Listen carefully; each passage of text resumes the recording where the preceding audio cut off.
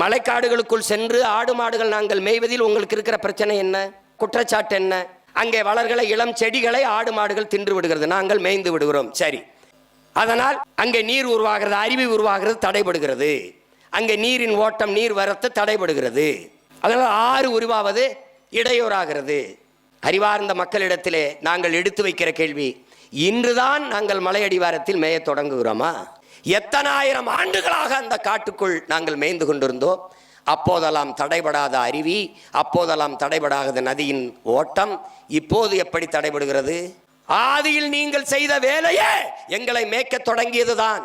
அங்கே இருக்கிற சுனைகள் குட்டைகளில் போய் நாங்கள் தண்ணீரை குடிப்பதால் அது வனவிலங்குகள் குடிக்கிறதுக்கு அது இடையூறாகிறது. நாங்கள் அதிலே உள்ளே குதித்து கலக்கி விடுகிறோம் என்று. நாங்கள் என்ன நீச்சல் போட்டிக்கா செல்கிறோம்?